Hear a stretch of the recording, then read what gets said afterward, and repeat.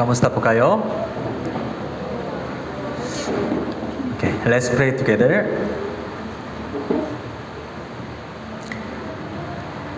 Our Heavenly Father God, who loved us and saved us from the eternal destruction. Amang Diyos, maraming salamat po ang inyong dakilang biyaya ng kaligtasan para sa amin po. Kami ay po walang karapatan para pupunta sa langit dahil sa aming maruming lahat ng mga kasalanan po. Pero isinugon niyo po ang inyong buktong ng anak, ang Panginoon Jesucristo, at siya na po sacrifice na po ang kanyang buong buhay para tinubos ng aming lahat ng kasalanan po. Kaya dahil sa dugo ni Jesucristo, kami ay po naligtas ang naging anak ng Diyos po Ama.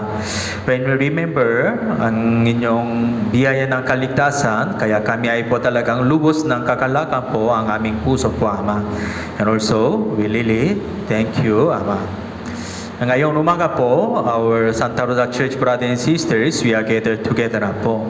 Hindi lamang po ito sa Santa Rosa Church, buong Philippine Life World Mission mga church, we are gathered together na po sa bawat lugar po. Ama, please give your wisdom and strength para sa bawat ng church para ipapahayag ng inyong mensahe po. Ang mahalagang mensahe para sa kaligtasan po. Para mas marami ng mga tao po ay maliligtas po. Lalo-lalo po ang aming ito sa Santa Rosa Church po. 1 week later, kami ay po nakaroon ng Sacred Bible Seminar with the Korean Mission Team. Kaya also ito din po, mahalagang chance po para sa kaligtasan ng aming mga minamahal ng mga family o sa mga kapitbahay, mga kamag-anak po. Ngayon po, our brothers and sisters, we are gathered together na po ito para pakikinig ang inyong mensahe po. Please open our spiritual mga mata para mas maunawaan ang inyong mensahe po. Kung walang salita ng Diyos, kami ay po talagang magiging mahina po. Kailangan po talagang sa maunawaan ang inyong mensahe po sa itong oras po. Ngayon ang simula ng itong sa sermon hanggang wakas, umasa inyo Ama. We pray in Jesus' name our Lord. Amen. Okay, let's open the Bible sa Santiago chapter 2 verse 18. Santiago chapter 2 verse 18 po. Hebrew tapos Santiago chapter 2 verse 18.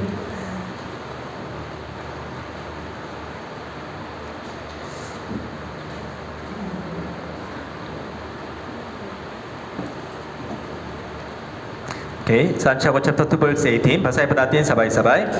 Subalit may magsasabi, ikaw ay mayroong pananampalataya at ako'y mayroon mga gawa.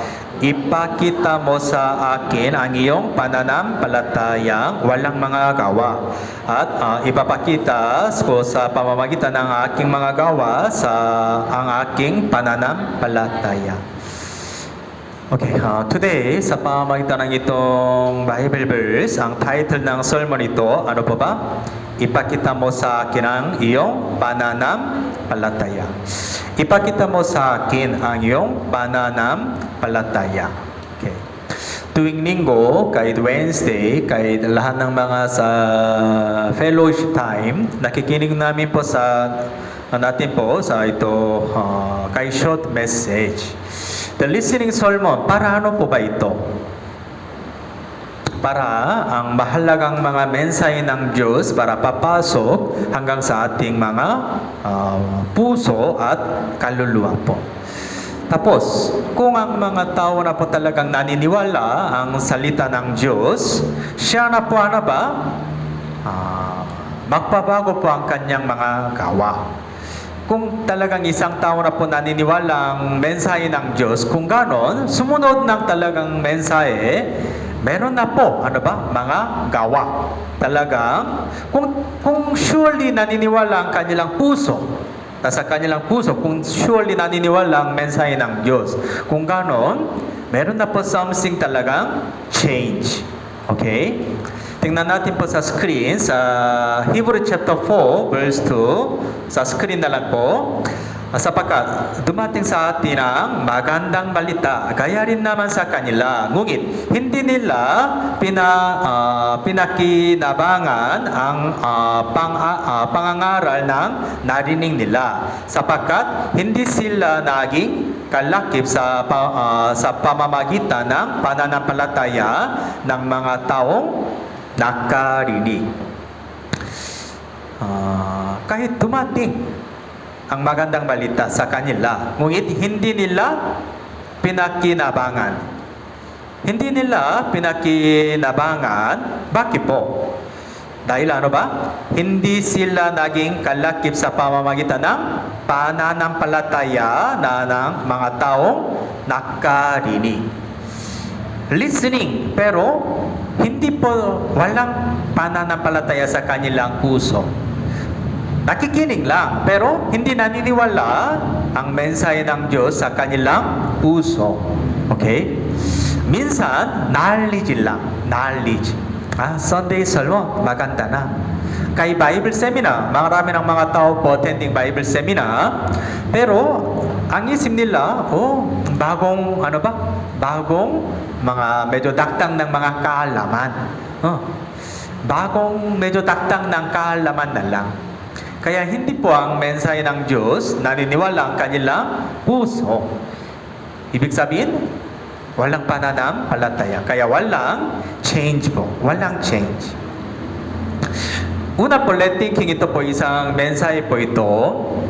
Naniniwala, tapos mga gawa. Okay? Naniniwala. Really believe. Okay? Talagang believe na ito. Kung ganon, may change na po, mga gawa. Okay? Ano po ba ito? Sa Pastor D.L. Moody, the preacher D.L. Moody, sinabi niya po tungkol sa ito, naniniwala tapos mga gawa. Okay? Halimbawa, just thinking that, kung ikaw na nasa bahay na, sa loob ng bahay, okay? Medyo pahinga na bahay. Kahit gabi o kahit araw, medyo pahinga na sa loob ng bahay. Pero mula sa labas, may sigaw na, may sigaw. Anong sigaw? Fire! Fire! Sunog na sunog! May sunog na, malaki ng sunog. Mayroon na po ganitong sigaw. Okay? May sigaw na. Kung gano'n, ano ang inyong action? Pahinga pa rin? Kung akala mo, syempre, hindi na totoo. Kung akala mo, kung hindi totoo, kung gano'n, ano ba? Pahinga na lang sa bahay. Diba? Pero kung talagang naniniwala ka, kung akala mo, totoo na, may fire na, sunog na. Kung gano'n, anong gagawin mo? Dapat lumabas. Dapat lumabas. Kung talagang naniniwala, lumabas. Diba? Kung hindi naniniwala, kung ganon, hindi lumabas. Pahinga na lang. Diba? That is the same.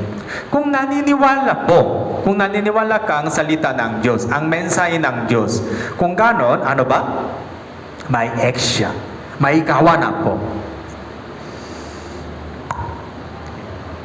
Naintindihan mo ba?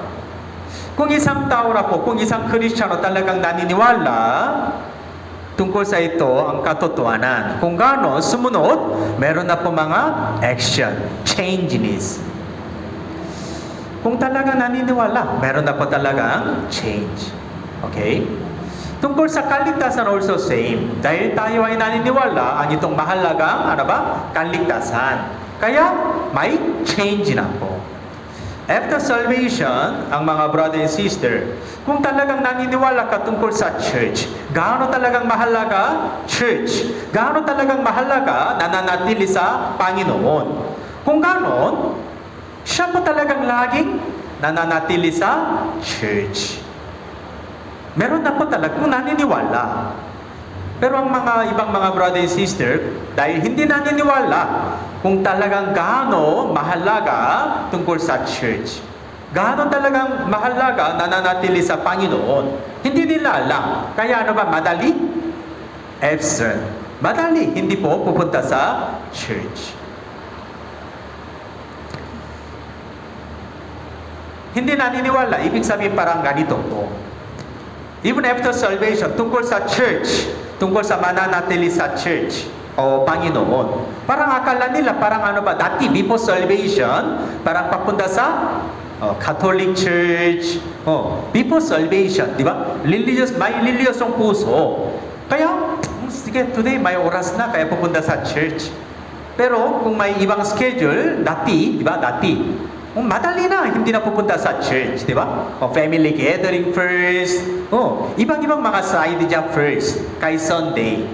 Dati, parang ganito na.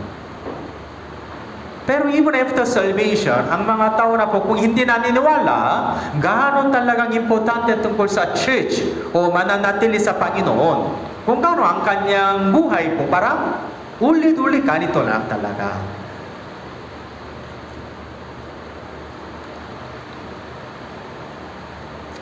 Ayan, importante po. Kung naniniwala ka, ang mga mahalagang mga bagay, mananatili sa church. Kung talagang naniniwala, kung ganon, may gawa na. Anong gawa? Talagang, subukin natin po talagang mananatili sa church. Roma chapter 10 verse 17 sa screen, kaya ang pananampalataya ay nanggagaling sa pakikinig. At ang pakikinig sa pamamagitan ng salita ni Kristo. Kaya ang pananampalataya ay nanggagaling sa pakikinig ng salita ni Kristo. Kaya ang pananampalataya. Kung gusto mo talagang naniniwala, kung gano'n dapat kailangan po, makikinig ng salita ng Diyos. Mensahe ng Diyos. Okay? Ang pananampalataya. Pero, tingnan natin po, pananampalataya, nasa ulo ba o nasa puso? Nasaan po ba pananampalataya? Sa ulo lang o sa puso lang? Pananampalataya o naniniwala tungkol sa salita ng Diyos, dapat sa puso na po, dapat puso. Pero, kung walang utak, hindi pwede puso may pananampalataya. Okay? Oo. Dapat, para pananampalataya sa puso, una, dapat makikinig. Okay? Dapat makikinig. Kaya Roma chapter 10 verse 14, 15, 16 also, i-explain po ang process ng mga pananampalataya. Una, dapat isinugo ng Diyos. Mga preacher. Tapos siya na paano ba? Preach. Kung ano dapat? Makikinig. Okay? Dapat makikinig sa tenga. Kung gano'n, una, naniniwala sa utak. Naniniwala sa ulo. Diba? Tapos, ang mensahe po ito talaga pumapasok sa puso na po ito. Kaya, sa pamamagitan ng mga mata, sa pamamagitan ng mga tenga, dapat makikinig ng salita ng Diyos. Kung gano'n, dapat nasa ulo, naniniwala. Talagang understanding tungkol sa ito, mensahe ng Diyos. Tapos, mula sa puso po magkaroon ng pananampalataya po. Kaya kailangan po talagang makikinig ng tungkol sa mga mahalagang mga mensahe para sa ating Christian buhay. Tungkol sa church, tungkol sa fellowship, tungkol sa evangelism, kahit tungkol sa mga offering tithe. Kung talagang naniniwala, gaano talagang mahalaga giving to God, giving the church. Kung gano'n sila kung naniniwala, kung gano'n, yes, they will obey. They will follow ang ganitong mga mahalagang mga bagay po. Kaya, naniniwala, kung gano'n, sumunod po may gawa. May action po talaga. Naintindihan mo ba? That's why ito sa Santiago chapter 2 verse 18, subalit may magsasabi, ikaw ay mayroong pananampalataya, ako'y mayroong mga gawa. Ipakita mo sa akin ang iyong pananampalataya, walang mga gawa. At ipinakita ko sa pamamagitan ng aking mga gawa ang aking pananampalataya. Meron na po dalawang klase ng born-again Christian. Ano ba ito? Ito, ang unang Christian, may pananampalataya, kaya may gawa. Okay? May pananampalataya, kaya may gawa ito. Ito po talagang tama. Pero ikalawa, may pananampalataya daw, pero walang gawa. Okay? Walang gawa. They try, para sa ganitong tao, sinabi nila, ano ba? Ipakita mo sa akin ang iyong pananampalataya, walang mga gawa. Mga brother and sister, ito po talagang mahalaga. Okay? Yeah. After we got the salvation, gawa. Dahil ligtas na. Okay? Ang mga ibang mga religion, kahit hindi pa ligtas, pero ano ba? Marami ng mga gawa. That's why, sinabi ni Jesus Cristo, Matthew chapter 7, verse 21, 22, 23. Ano ba? Hindi ko kayo kilala kailaman. Lumayo sa akin. Dahil marami ng mga gawa, ibang mga religion. Ang problema, walang pananampalataya. Ito po talagang mali, di ba? Pero sa loob ng church, sa loob ng ating church also, may pananampalataya daw, pero walang mga gawa. Okay? That's why, even after salvation, importante po, we have to listen carefully the Word of God. Why? Para makaroon ng mga gawa, changiness. Dapat kailangan po ano ba ito? Ang mga gawa ito po, mula sa pananampalataya po. Mula sa pananampalataya. Okay, Golosas chapter 2:7. Golosas chapter 2:7. Let's open the Bible. Golosas chapter 2:7. Golosas chapter 2:7 po. Efeso, Pilipos, Golosas chapter 2:7. Okay, basahin po natin sabay-sabay. Na nakaugat at nakatayo sa Kanya at matibay sa pananampalataya, gaya ng itinuro sa inyo na sumasagana sa pagsasalamat. Nakaugat at nakatayo sa Kanya. Sa Kanya, ano ba ito? Christ. Kristo. Ayon po sa pananampalataya sa ating kaligtasan ng Kristo, dapat nakaugat at nakatayo. Nakaugat, nakatayo. Ito po ini-explain ano ba sa ating paniniwala. Okay? That is the same also, di ba, kung may bagyo, ang mga malaking puno, ano ba? Bumagsak. Kung may dumaan ng mga bagyo, tornado, di ba? Ang malaking puno na, pero bumagsak. Bakit? Bakit po? Ang ugat nila, ano ba? Very short. Hindi na mahabang ugat. Hindi na malalim ng ugat. Naintindihan mo ba? Oo. Mayroon na po ang mga building. Ano ang mula sa building? Halimbawa, di ba, ngayon, meron na po mga, di ba, sa SM, sa harapan nating church. Di ba? May SM. Mula sa SM building, ano ang pinaka-importante? Foundation. Di ba? Foundation. Meron na po ito sa SM, may foundation. Di ba? Kung mahina na foundation, kung gano'n, kung may konting mga small lindol, bumagsak po talaga. Okay? Kahit medyo maliliin ng lindol. Kung talagang matibay na po mga foundation, the poste foundation, kung gano'n, kahit meron na po malaking lindol, pero ang building, matibay pa rin. Ang ating pananampalataya, kailangan po dapat nakaugat at nakatayo sa Kanya, kay Kristo Jesus. Efeso chapter 3:16 po. Let's open the Bible. Ephesians chapter 3:16. Efeso chapter 3:16. 16, 17.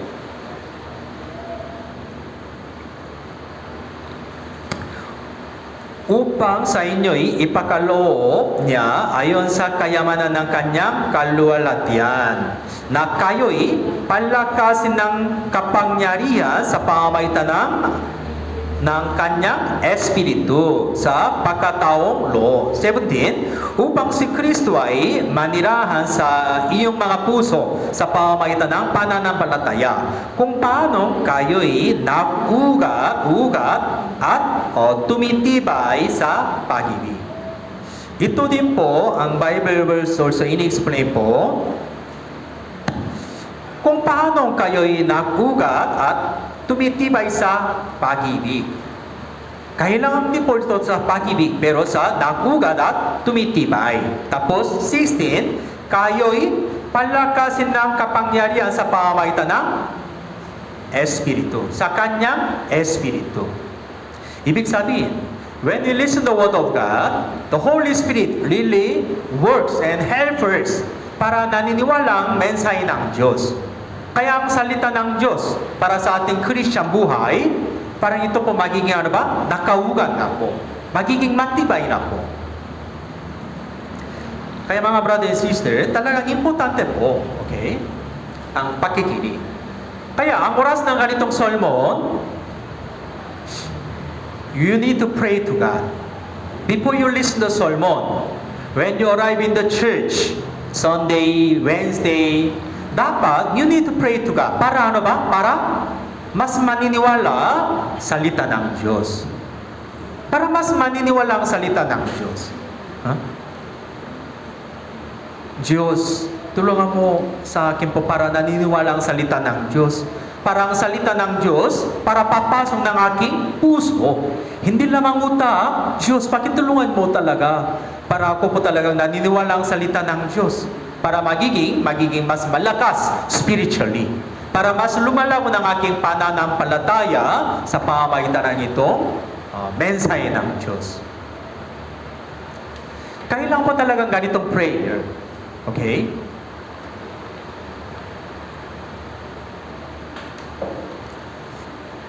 Tayo ay naligtas sa pamamagitan ng salita ng Diyos. Diba?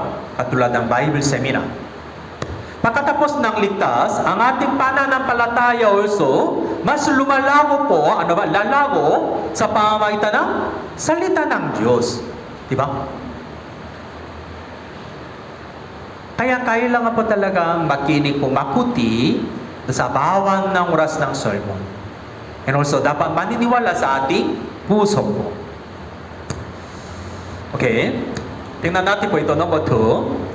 Sa pamamagitan ng John chapter 11, pagkatapos ng talagang naniniwala ang ating mga pananampalataya. Tapos, kung talagang mas lumalago. Kung ganon, meron na po ito difference in role. Ibig sabihin, meron na po ito, dapat ang Diyos lang talagang gumawa. Some part, Diyos lang gumawa ito. Okay? What God does. Ibig sabihin, ang Diyos po talagang ito ginawa. Pero meron na pang mga part na po dapat ang mga tao, born again Christian dapat gagawa ito, gawa. Okay? Minsan meron na po ang ganitong mga members. Bahala sa Diyos. Kung kalooban ng Diyos, parang ganito. Okay? I really yung God. Diyos lang alam niya lahat. Bahala sa Diyos. Dati, di ba, parang ganito, narinig ko na po ang mga Catholic, di ba? Ano ba? Nanay, kaya mo ba pupunta sa langit? Anong sumagot nila? Diyos lang nakakala. Bahala sa Diyos. Ganito na. Pero ibo na sa loob ng mga Christian, ang mga ligtas ng Kristiyano, minsan parang ganito lang. Actually, tama na ito. Ay lilayong God. Ang problema, parang ganito na. Diyos lang alam niya lahat. Kaya ako ayoko na kahit anumang mga gawa. God will do everything. Ako? Walang lakas. Hindi kaya na ako. Minsan meron na po ganitong tao. Pero ito din, mali. Okay? Para sa ating Christian buhay, dapat we have to concern this one. Dapat we have to talagang discern. Meron na po ang mga partner po. Dapat what God does.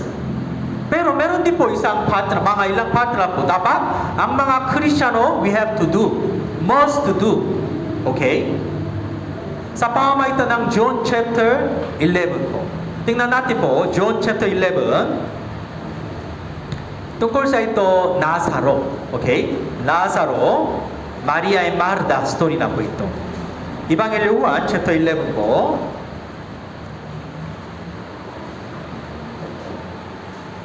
Ebanghelyo Juan chapter 11, mula verse 39 po ito.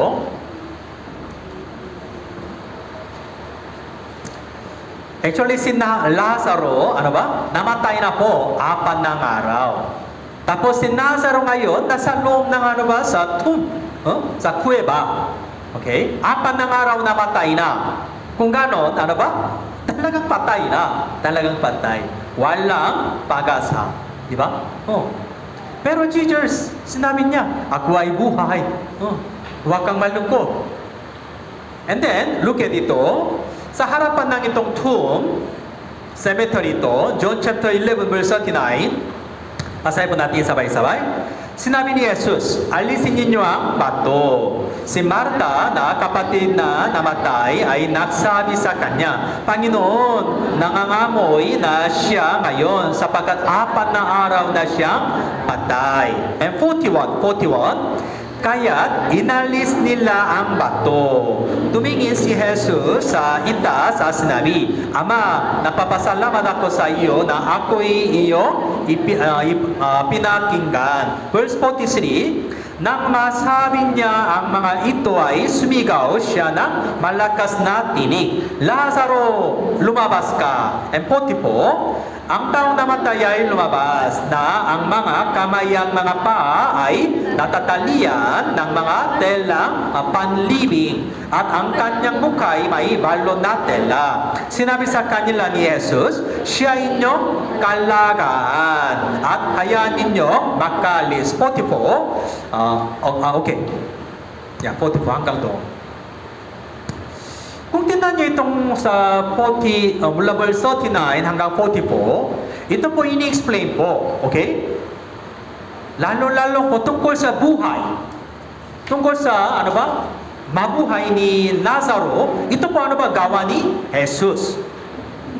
Jesus, sinabi niya, Lazaro, lumabas ka. Ibig sabihin siya na po talagang bumamon na ito. Tungkol sa buhay, ito po gawa ng Panginoon. Pero ibang mga bagay, ano ba ito? Alisin niyo ang bato. Malaking bato na, malaking bato. Nasa Israel, okay, nasa Israel. Sa kuweba, halimbawa, tingnan mo, parang ganito. Malaking bato na po, ito parang pinto. Okay? Parang pinto na po ito, pinto ng, sa cemetery, tomb. Pero sinabi ni Jesus, alisin niyo ang bato. Kaya inalis nila ang bato. Ano ba ito? Ang mga tao na po, sila na talagang push itong bato. Hindi Jesus. Okay?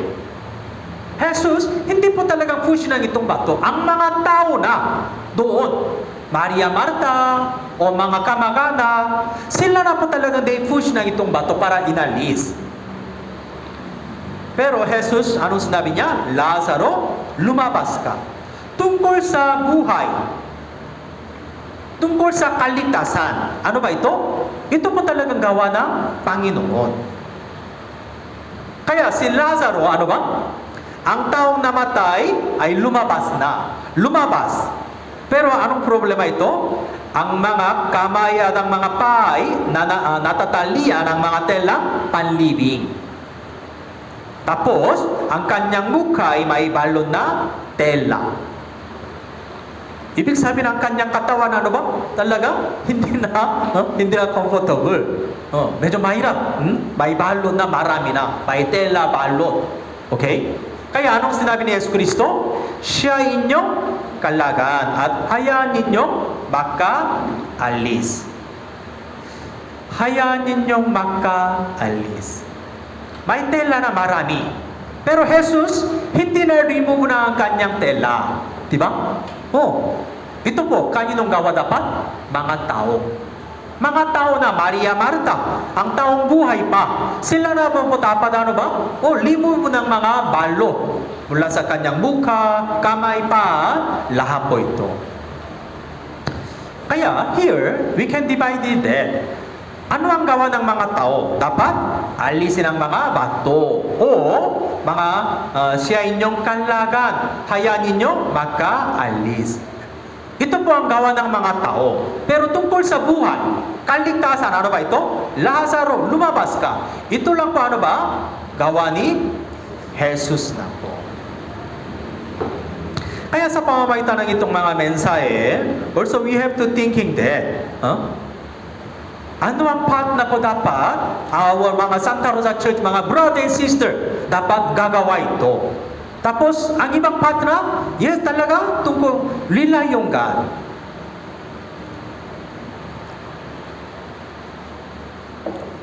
Minsan meron na po ganitong mga member, mula sa una hanggang 10. Mula sa una hanggang 10 lahat, bahala sa Diyos.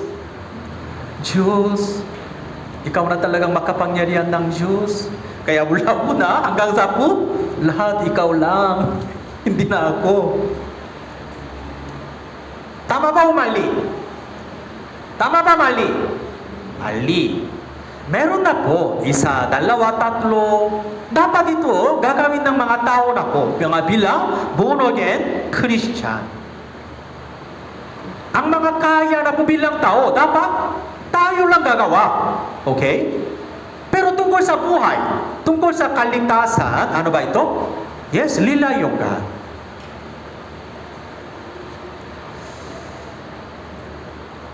Diba? Awit chapter 36:9. Okay, 36:9. Please memorize 36:9. Okay? 36:9. Awit 36:9. Tungkol sa buhay na po ito. Basahin po natin sabay-sabay. Sapagkat nasa iyo ang bukal ng buhay. Sa iyong ilaw nakakakita kami ng liwanag. Sapagkat nasa iyo, nasa Panginoon Diyos, ano ba? Ang bukal ng buhay.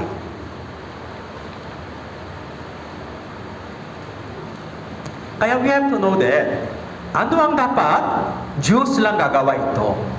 Tapos meron na pang mga part na paano ba? Ang mga tao po dapat most to do. Gagawin tayo ito. Naintindihan mo ba? Halimbawa, noong summer retreat time, di ba? Summer retreat. Ano ang dapat mga gawa ng tao? Sa loob ng summer retreat, kay cooking. Ito po gawain ng tao. Di ba? Basyal, lodging, cleaning, kay choir ministry. Ito po gawa ng mga tao. Even we are inviting, di ba? We invite ng mga tao. Ang pamilya mo dapat dadalhin doon sa retreat center. Di ba? And also, we have to help them para they will listen carefully. Para counseling. Pero ang kaligtasan, kung talagang naniniwala sa kanyang puso, tapos kaligtasan, ito para magawa ng Panginoon Diyos sa pamamagitan ng tulong ng Holy Spirit. Naintindihan mo ba? Meron na po 1 week later, April 29, dadarating po mga Korean mission team. Okay? Namyangju Dongbu Church.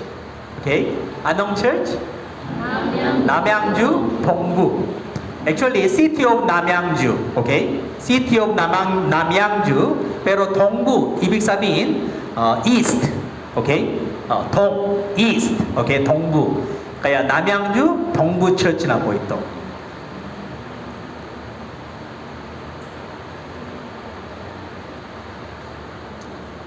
Kung may dumating po sa mission team, meron na po ang mga gawa, sampat na po ang mga gawa ng mission team. Pero meron din also sampat na po dapat gawa ng Santa Rosa Church member. Pero dapat, ano ba? We work together para sa may kabutihan. We work together. We work together. Roma chapter 8 verse 28. Basahin po natin sabay-sabay sa screen. 3, 2, 1. Ang nalalaman natin na sa lahat ng mga bagay ang Diyos ay gumagawa sa ikabubuti ng mga umiibig sa Kanya. Sa kanila na mga tinawag alinso sa Kanyang layunin. Lahat ng mga bagay ang Diyos ay gumawa sa ikabubuti ng mga umiibig sa Kanya.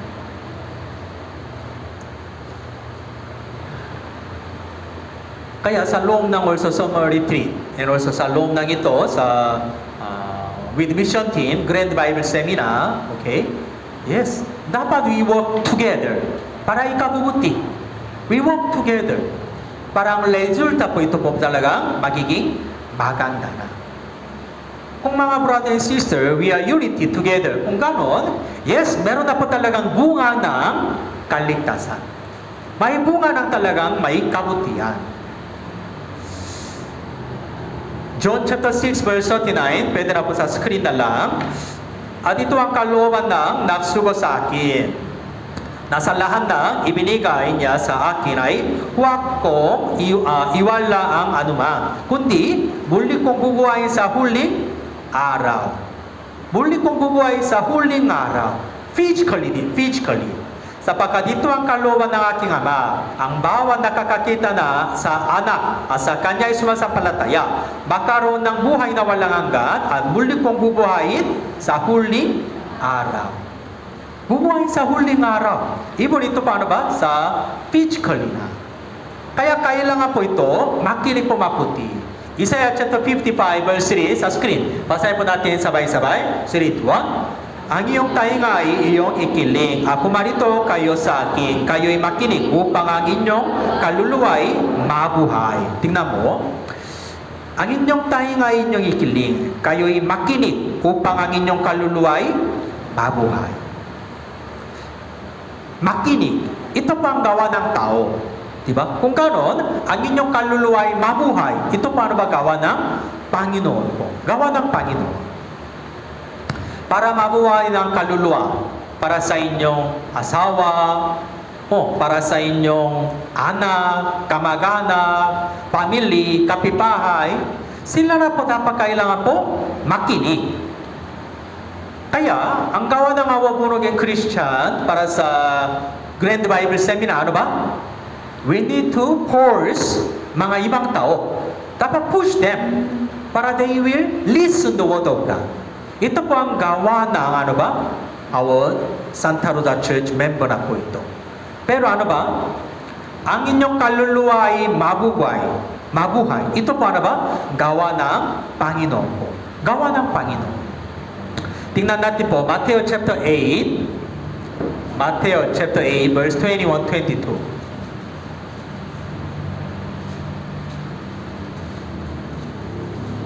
Matthew chapter 8 verse 21 and 22 po.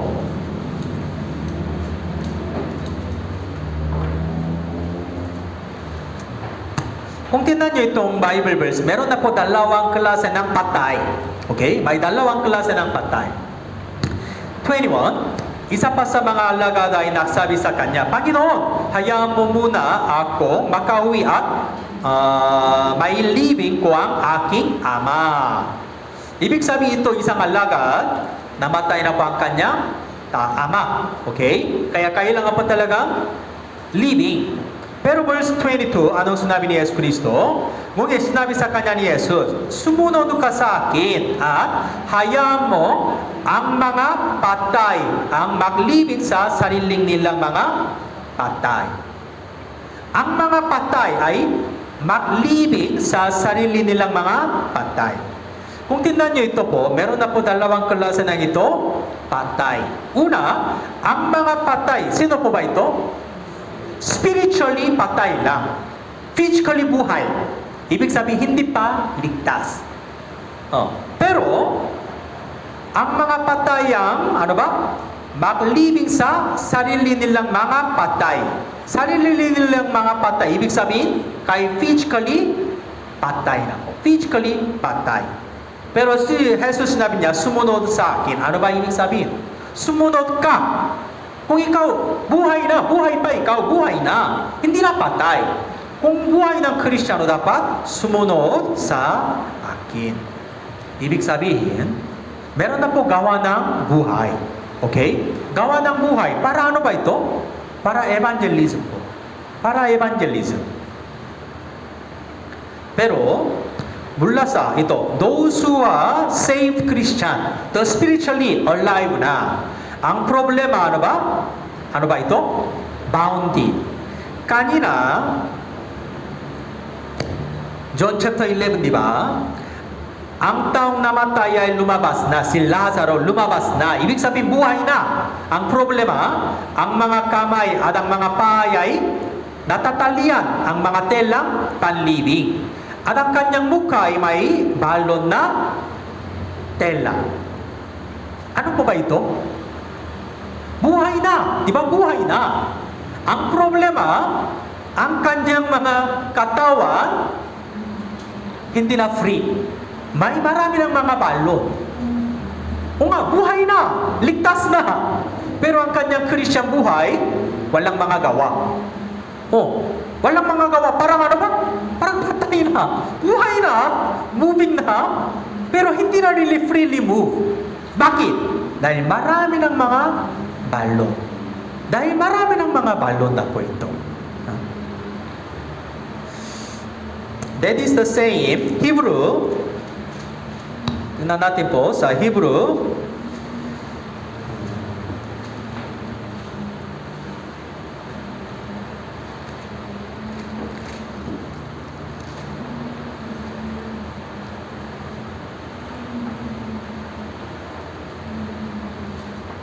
Chapter 12, verse 12.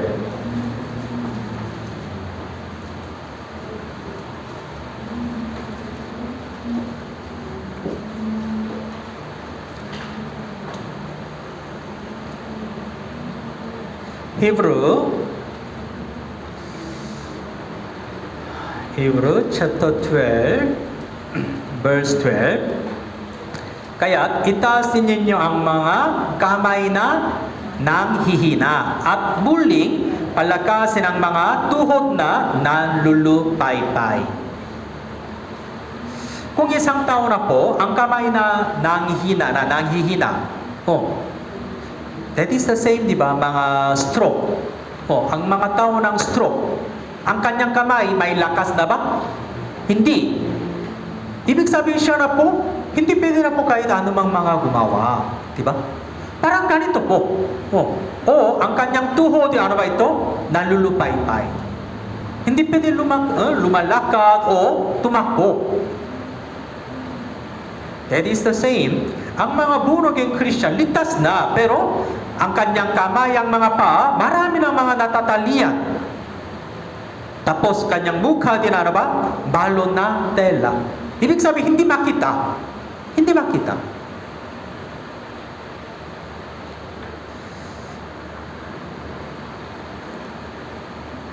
Ang ganitong mga Kristiyano, kahit ligtas na, pero walang lakas o walang free. Spiritually, he couldn't enjoy ang freedom bilang born-again Christian po. Actually, as a born-again Christian, dapat ang ating Christian buhay, dapat ano ba? Masaya. Meron dapat talagang tunay ng kagalakan o tunay lang talaga sa kalayaan. Meron dapat talagang tunay ng kagalakan sa loob ng Christian buhay. Kung pupunta ka sa church, masaya ka? Masarap? Kung dumating na sa church, masaya ba talaga? O malungkot pa rin? Dapat masaya, hindi malungkot. Pero meron na po mga mukha ng mga brother and sister, kahit dumating na sa church, pero parang angry. Hindi masaya. Malungkot, mabigat. Ang oras ng sermon, dapat masaya. Dapat maganda talaga. Di ba? Dapat masaya. Dahil sa mensahe ng Diyos. Pero minsan, ang oras ng sermon talagang mabigat. Dahil mensahe ng pastor, mabigat na? Kaya mabigat na puso mo? O minsan, oras ng sermon, sobrang antong na. O meron na po ibang-ibang mga isip. Ito di hindi maganda. Dapat, sa fellowship, sa church, oras ng sermon, kahit anumang mga gawa ng kasama ng mga brother and sister, dapat masaya. Maganda dapat. Diba? Tingnan natin po sa Awit, chapter 19, 9 and 10. Okay, pwede na po sa screen. Ang pakatako sa Panginoon ay malinis. na nananatili magpakailaman. At ang kahatulan ng Panginoon ay totoo at lubos na makakatuwiran. Higit na dapat silang naisin kaysa ginto. Ang ano ba? Kautusan ng Diyos.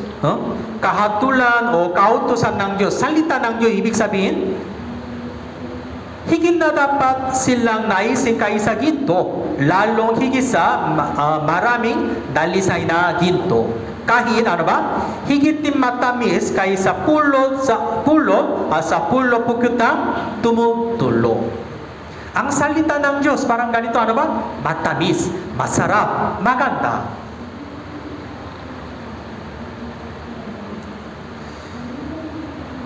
Kaya mga brother and sister, kung pupunta ka sa church, dapat masaya. Una, ano ba? May Diyos na ito. Kahit nasa bahay may Diyos kasama mo, pero sa loob ng church, bless. Mas marami na po talagang ano ba, may kapangyarihan ng Diyos. Kaya, ang ating puso din dapat masaya. Kahit may konting ministry sa church, kahit cleaning, oras ng cleaning dapat ano ba? Masaya. Smile ng mukha dapat. Kahit cooking sa kitchen, dapat masaya mga sisters. Kahit washing the dishes also, talagang masaya, maganda. Talagang ano ba? Pasasalamat sa Diyos. Kung gaano po, talagang mas lumalago ng ating pananampalataya po. Tingnan natin po, awit 66. Okay, let's open the Bible. Awit 66.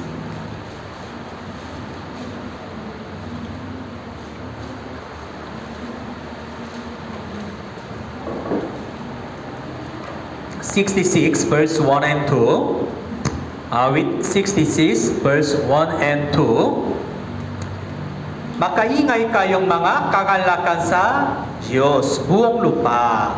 Okay? Ang ibang version po, kayong mga tao sa buong mundo, isigaw ninyo ang inyong papuri sa Diyos na may kagalakan. Makaingay kayong mga kagalakan. Okay? Makaingay. May sound lang talagang kagalakan. Ano ba ito? Bilang born again Christian. Bilang born again Christian po ito. Chapter 89,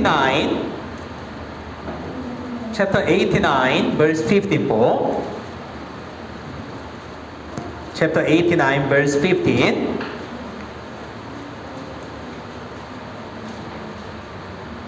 89, verse 15. Okay, 3, 2, 1. Mapalad ang bayan na nakakaalam ng masayang sigaw na nagsisilaka sa liwanag ng inyong mukha sa Panginoon. Mapalad ang bayan. Anong klase ng bayan itong tao ba? Nakakaalam ng masayang sigaw. Masayang sigaw. May masayang boses sa loob ng church. With the brother and sister. Masayang sigaw. Kaya ako po also, gusto ko po talagang awasantaron sa church, brother and sister, talagang masayang Christian buhay. Okay? Masayang Christian buhay. Dapat maganda. Laging masaya. Hindi po malungkot. Hindi na depressed. Hindi na mabigat ng inyong puso. O minsan, mabigat na. Dahil sa ano ba? Physical buhay. Dahil sa trabaho mo, pagod na. Diba? Dahil sa family problem, financial problem. Minsan talagang ano ba? Mabigat. Malungkot. Kaya sa labas, sa mundong ito, mabigat na, malungkot. Pero sa church, ano ba? Masaya. Dapat maganda. Iniwan mo na ang ganitong mabigat ng mga bagay sa labas. Magtiwala sa Diyos. Diba? And then sa loob ng church, dapat mas maganda, masaya. Kaya unang Thessalonica chapter 5, 16 to 18 sa screen, ano ba? Magala kayong lagi. Mananalangin kayong walang pati sa lahat ng bagay ay mapapasalamat kayo. Sapagkat ito ang kalooban ng Diyos kay Kristo Jesus para sa iyo. Magala kayong lagi. Magala kayong lagi. Bakit? Paano ba? Laging magalak? Paano ba? Huh? Paano po ba laging talagang magalak? Lagi. Paano? Huh? Tapos, sa lahat ng bagay ay magpapasalamat kayo sa Panginoon. Sa lahat ng mga bagay, kay maganda o masama. Paano ba? When you look at Habakkuk chapter 17, opo, meron na po ito ang isang halimbawa. Ang kanyang situation, talagang masama ang kanyang situation. Tingnan natin po ito, Habakkuk chapter 3, 17, okay, basahin po natin sabay-sabay. Bagaman ang puno ng igos sa hindi namumulaklak, di makakaroon man ang bunga sa mga puno ng ubas. Ang olibo ay hindi nakubunga, at ang mga bukid ay hindi mapibigay ng pagkain. Ang kawan ay alisin sa kalungan, at hindi na makakaroon ng pagkain sa mga silungan.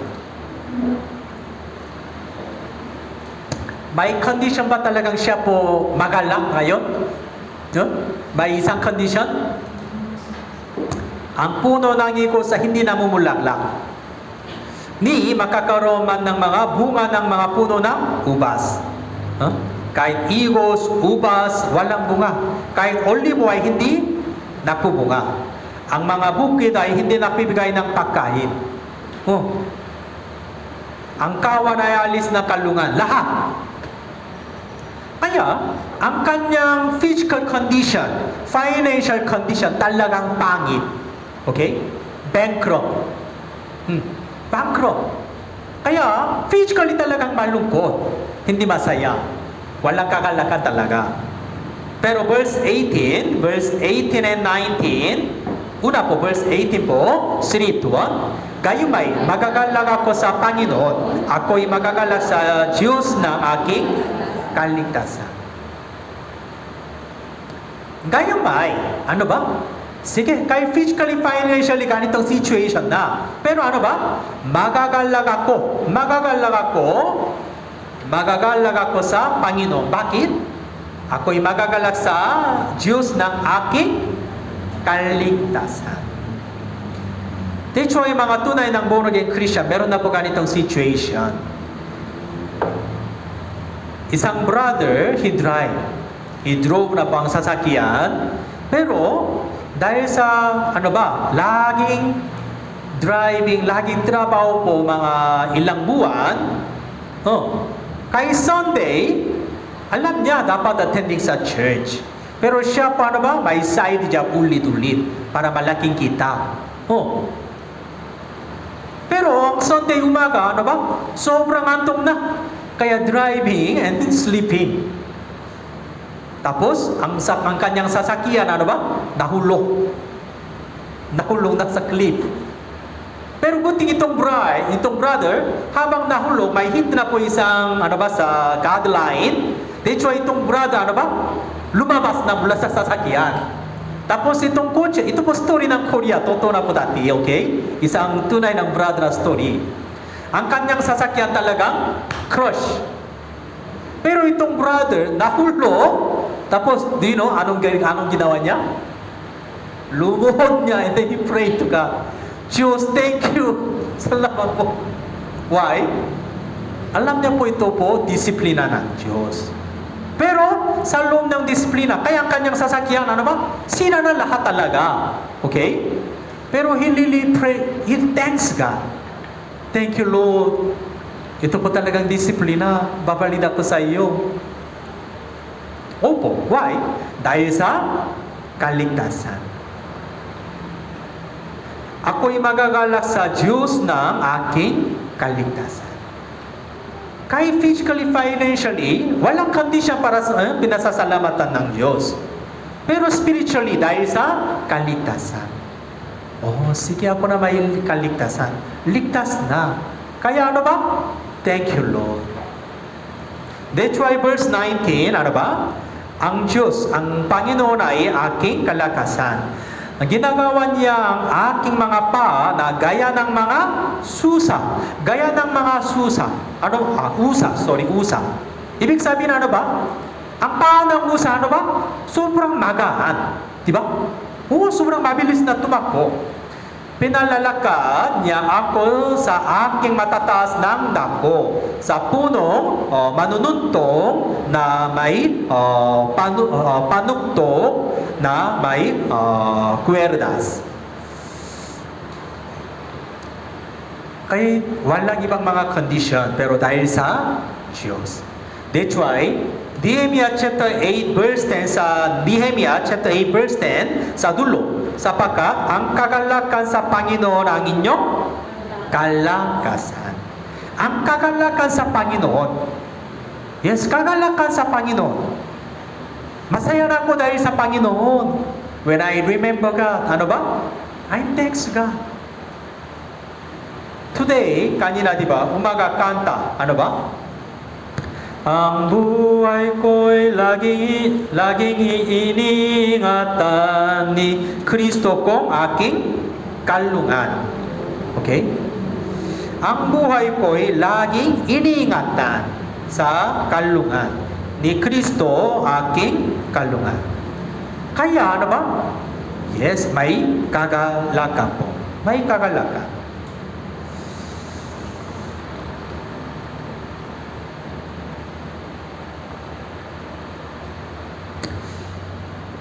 Kaya, yes, our brother and sister, dapat masaya, maganda. Ang problema, hanggang ngayon po, di ba, ang mga taong ito, parang ganito po, Nazaro, ang taong namatay ay lumabas na, buhay na. Ang problema, ang mga kamay at ang mga paay, natatalian ang mga telang panlibing. At ang kanyang mukha ay may balon na tela. That's why, mga brother and sister here, Santa Rosa Church brother and sister, dapat we need to have ibang mga ganitong mga brother and sister. Sila din ligtas na. Pero ang kanyang itsura ngayon parang marami ng mga balot. Ibig sabihin, hindi niya alam ano ang talagang tunay ng kagalakan bilang Kristiyano. Naiintindihan mo ba? Naiintindihan mo? Huh? O hindi? Tingnan mo sa John chapter 8 verse 32.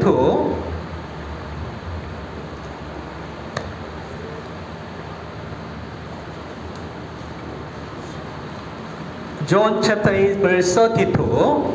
At inyong nalalaman ang katotohanan. At ang katotohanan ang magpapalaya sa inyo. Ang katotohanan ang magpapalaya sa inyo. Ano ba ito? Ang katotohanan ng kaligtasan. Di ba? Habang naunawaan ng katotohanan ang kaligtasan, kaya ano ba? Tayo ay masaya, magalak. Kaya ito, mapapalaya sa inyo mula sa alipin ng mga kasalanan.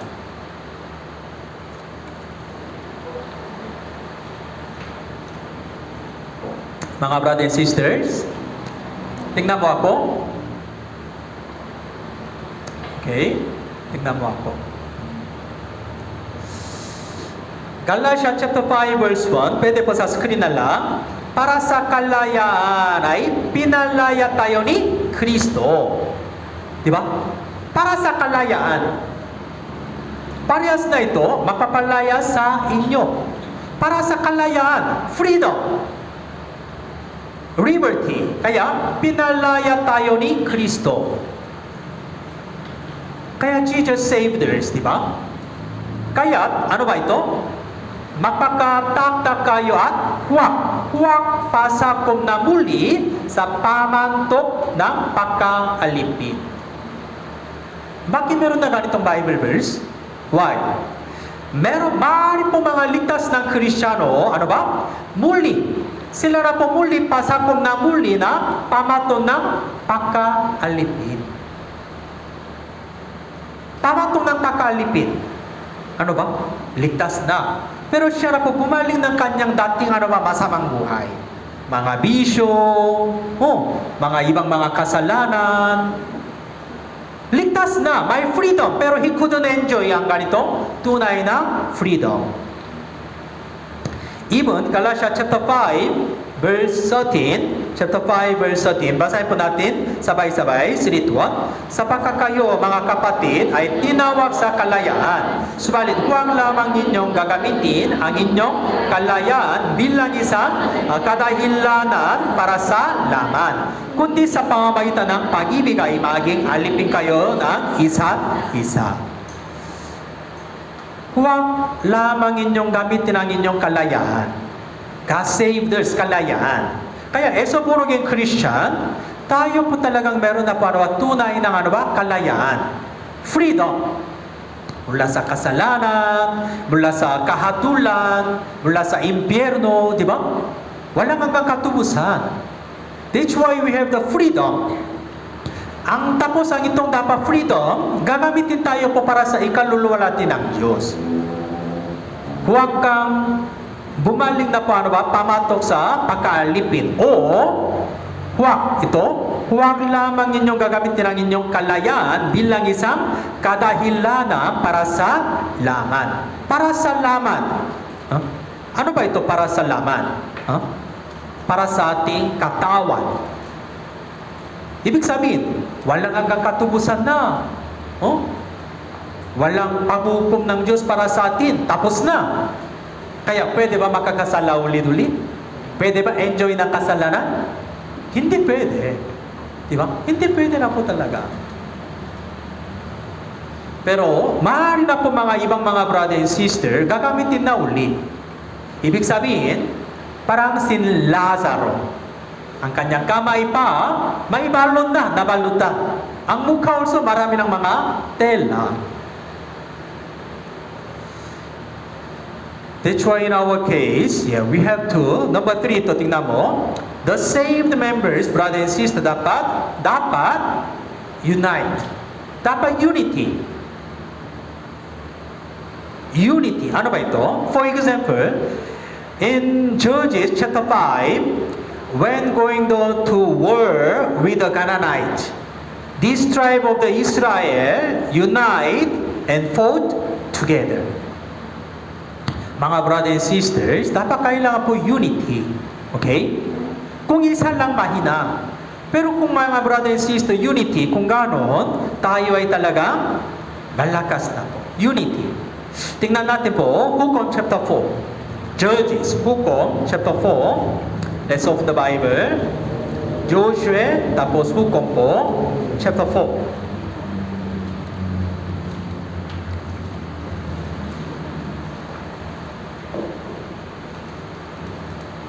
Hukom chapter 4, Judges, Hukom chapter 4, mula verse 1 to 3 na po. 1 to 3. Hukom chapter 4, mula verse 1 to 3. Basahin po natin sabay-sabay. Ginawa uli ng mga anak ni Israel ang masama sa paningin ng Panginoon nang namatay si Ehud. Verse 2, ipinapili sila ng Panginoon sa kamay ni Jabin na hari ng Kanaan, nang nakahari sa Hazor, nang pinuno na sa kanyang hupo ay si Sisera, na naninirahan sa Haroset Hagoliim. Verse 3, at dumaing ang mga anak ni Israel sa Panginoon, sapagkat siya ay may siyam na karwaheng bakal at 20 tao niyang lupang pinahirapan ang mga anak ni Israel. Dahil sa mga Israelita ay masama sa paningin ng Panginoon. Masama, ibig sabihin may kasalanan ulit. Kaya bilang disiplina ng Diyos, ano ba? Sa hari ng Kanaan, si Jabin. Okay? Sila na po ano ba? Sa sinukom ng ito, mga Israelita po. Talagang mahirap po ang kanilang buhay. Pero that time, ito po sa chapter 5, Hukom, ini-explain po tungkol sa Christian unity. Mga born-again brother and sister, unity. Okay? Mga Israelita, meron na po, di ba, 12 lipi, tribe of the Israel. Di ba? Mga 12 lipi na po mga Israelita. Pero ito chapter 5, ini-explain po, ang mga ilang lipi ng Israelita, sila na po talagang makakasama ng ito spiritual world. Pero ibang mga lipi, ayaw nila makaka-join ng ito, ano ba? Gera. Kaya chapter 5, ini-explain po, ano-ano ang mga lipi talagang makakasama na po, the unity, itong spiritual world. Tapos, ang mga ilang mga lipi, ayaw nila po ito. Halimbawa, chapter 5, verse 2. Chapter 5, verse 2 na po. Sapagkat ang mga pinuno ay nanguna sa Israel, sapagkat kusang inihandog ng bayan ng kanilang sarili. Purihin ninyo ang Panginoon. Chapter 5, verse 2. Yes, mga pinuno ng mga Israelita, sila na po kusang inihandog ng bayan sa kanilang sarili. Verse 14, mula sa Ephraim na kanilang ugat. Sila ay naghanda patungo sa Libis. Sa likuran mo ay ang Benjamin, na kasama ng inyong mga kamag-anak. Sa makirit ng bulat ang mga pinuno. At sa Zebulon, ang mga hawang ng tungkod ng pinuno. Ephraim, lipi ng Ephraim, lipi ng Benjamin, Zebulon. Sila na po talagang makakasama na po. Okay? Makakasama. Lalo-lalo po, tingnan mo ito sa verse 18. Ang Zebulon ay isang bayan na naksuong ng kanyang buhay sa kamatayan. Gayun din na Neftali na matataas na dako ng kaparangan. Zebulon, ano ba? Sila na pa talagang sacrifice. Kahit ano ba, ang buhay sa kamatayan. Ganito pa talaga matinding ng sakripisyo po para sa ito unity, para sa ito spiritual world. Pero meron na po ibang mga lipi, hindi po unity. Mula verse 15, 16, 17, tingnan natin po ito. Ang mga pinuno sa Isagar ay dumating sa kasama ni Deborah. Ang lipi ng Isagar, maganda po ito, okay? Ang Isagar ay tapat kay Barak. Ang libis na dumahulog sila sa kanyang mga sakong. Tapos tingnan mo ito, sa gitna ng mga angkan ni Ruben, nakaroon ng lubusang pagsasaliksik ng puso. Lipi ng Ruben, ano ba? Makakaroon ng lubusang pagsasaliksik ng puso. Ano ba ito? Ibig sabihin po ito, may dalawang puso na po ito. Meron na po ito, ano ba sa lubusang pagsasaliksik ng puso. Ibig sabihin parang muna po, sige, I will join itong gera. Ang problema, tingnan mo, bakit ka nananatili sa gitna ng mga kalungan ng tupa upang makinig pa ng mga pagtawag sa mga kawan? Kaya may decision pero hindi sumunod. Okay? Minsan meron na po ganitong brother and sister. Pastor, mula ngayon, I will attend sa church talaga. I decided na, I will lili, walang absent. May decision, maganda, pero walang sumunod. Laging ulit bumagsak na kanyang Christian buhay. Parang ganito po. Bakit ka nananatili sa gitna ng mga kulungan ng tupa? Dahil sa kanyang tupa, may malaking gera. Pero dahil sa kanyang tupa, dati ba, meron na po some sisters, may summer retreat, pero ano ba?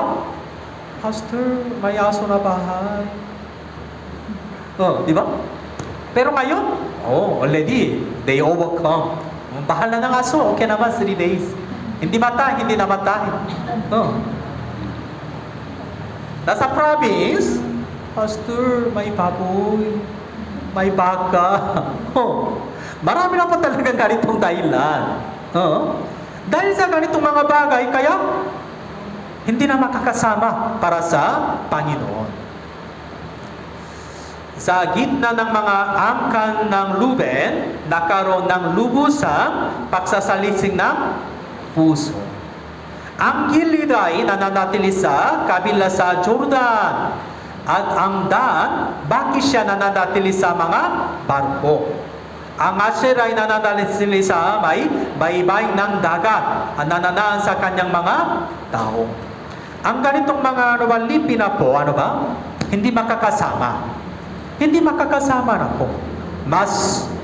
Ang mas unang priority nila, para sa kanilang kawan, isda, bangka. That's why sila na po hindi makakasama na. Tingnan natin po verse 23. Verse 23, chapter 5, verse 23. Ito po ang bayan ng mga Meros. Verse 23. Basahin po natin sabay-sabay. 3, 2, 1. Sumayon si Meros, sabi ng anghel ng Panginoon, pagpapahin na maliit ang mga naninirahan doon, sapagkat ay hindi maging upang tumulong sa Panginoon, upang pangulong sa Panginoon laban sa mga pamilya. Okay. Anong sinabi niya unang part? Sumpain si Meros. Sumpain si Meros. Bakit? Sumpain na mapay ng mga naninirahan doon. Sapagkat sila ay hindi dumating upang tumulong sa Panginoon. Meros, pinakamalapit ng lugar na. Pinakamalapit. Madali po pupunta ito. Pero ayaw nila. Ayaw. Kaya sinabi ng Diyos, sumpain si Meros. Parehas also. Mga brothers and sisters, yes. Nasa church, kung meron na po some event para sa Panginoon, katulad ng, 1 weeks later, may Grand Bible Seminar. Kung gano'n dapat makakasama na. Meron na po some brother and sister, katulad ng Zebulon, really sacrificial na. Pero meron na po some member, parang parang Ruben, parang Meros ito. Kung gano'n, anong sinabi ng Diyos? Sumpain si Meros. Sana, gusto ko pa talaga lahat ng mga brother and sister, parang tayo ay magiging Zebulon, Naphtali, Benjamin, Ephraim. Those who are really makakasama, talagang sacrifice.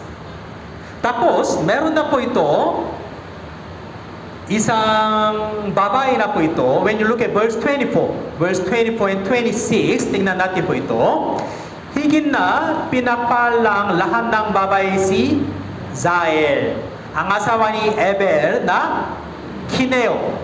Kineo, ibig sabihin hindi na Israelita, okay? Hindi po lipi ng Israelita, hentil na hentil. Pero sinabi niya, higit na pinapalang lahat ng babae na si Zael, asawa ni Eber.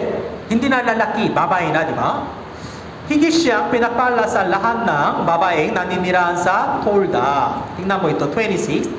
Hinawakan ng kanyang kamayang tulos ng Tolda at ang kanyang kanang kamayang panukpok ng mga manggagawa. Kanyang pinukpok si Sisera ng isang pukpok. Dinurong niya ang kanyang ulo. Kanyang binasang at tinusong ng kanyang noo. Sisera, general ng ito, parang sa general ng sa Canaanite.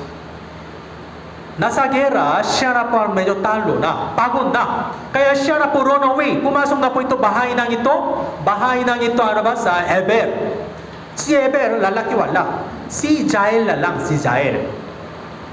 Pero itong sa Zael, inihanda na po mga pagkain. Tapos ito si Sisera, natulog na. Natulog.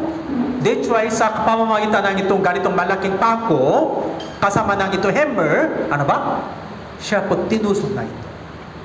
That's why ito, dinurong niya ang kanyang ulo. Kanyang binasag at tinusok ng kanyang noo.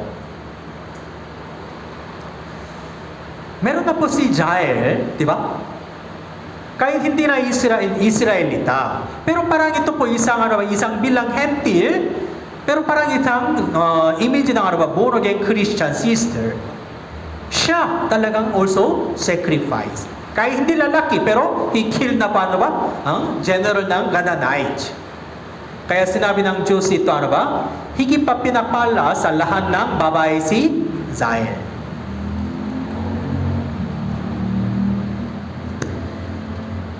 Sa Meros, ano ba? Sumpahin si Meros. Meros.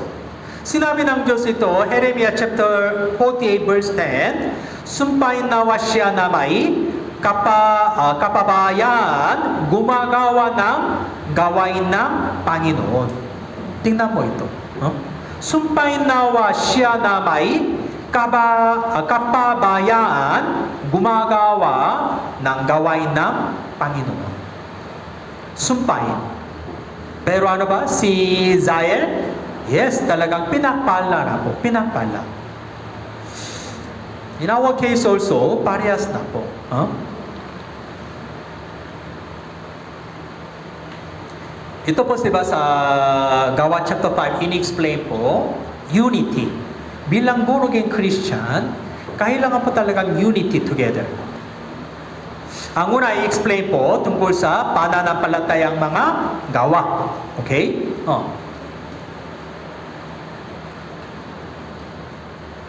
Ipakita mo sa akin ang inyong pananampalataya. Kung talagang naniniwala sa pamamagitan ng pakikinig ng salita ng Diyos. Kung gano'n, talagang kailangan po mga gawa. Okay? Mga gawa. Tapos, meron na po ito, ano ba? Dapat may gawa ng Panginoon. Okay? Sa pamamagitan ng John chapter 11. Tapos, meron na po ang mga gawa ng tao. Huwag kang magtiwala sa Diyos mula una hanggang 10 lahat. Okay? Meron na po part, talagang tao lang dapat gagawa. Ibig sabihin, sakripisyo. O meron na po ang gawa ng Diyos tungkol sa buhay para sa kaligtasan. Tapos, as a born again Christian, we have to unity. Meros. Sinabi ng Diyos, sumpahin si Meros. Bakit? Sila na po pinakamalapit na. May mga condition. Pero ayaw nila kay konting sacrifice. Kaya in our case, yes, katulad ng ano ba sa ibang mga lipi na talagang sacrifice. O katulad ng isang sister kay Zael. Di ba? Talagang mas dakilang sakripisyo. Sana kung naniniwala kayo, today mensahe, kung ganon, yes, dapat sumunod kayo. Okay? Lalo-lalo po, 1 weeks na po. 1 weeks pa, may para sa our Grand Bible Seminar with Korean Mission Team. Okay? Kaya during Korean Mission Team also, may Bible Seminar na po, Bible Seminar.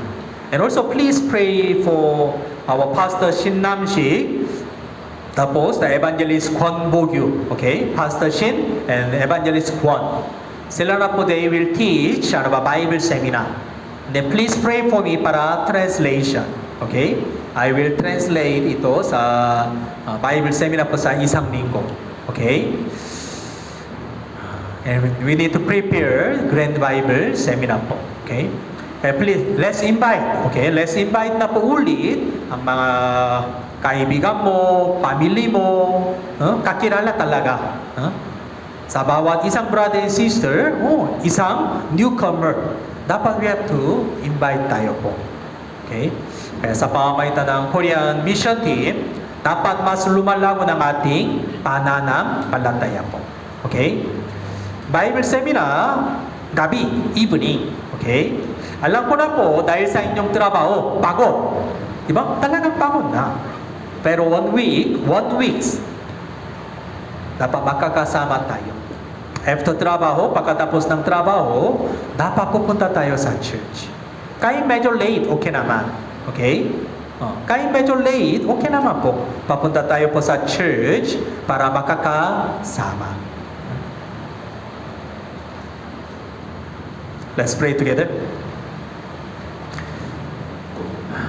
Ama, maraming salamat po. Today was a Sunday sermon po. Please help mga brothers and sisters. Kung talagang naniniwala po itong mensahe, dapat obey the word of God po, Ama. 1 weeks later, meron na po sa Mission Team Grand Bible Seminar. So please help to Korea Mission Team safely arrive ito sa Philippines para makakaroon ng isang linggo ng Bible Seminar po. And also through 1 week's Bible Seminar, we really want to glorify in your name sa pamamagitan ng marami ng mga bunga ng kaligtasan po, Ama. Kaya please, our help to Santa Rosa Church brothers and sisters, mula ngayon, we will talagang focus na po everyday invite ang kakilala po, Ama. Thank you, Ama. We pray in Jesus' name, our Lord. Amen.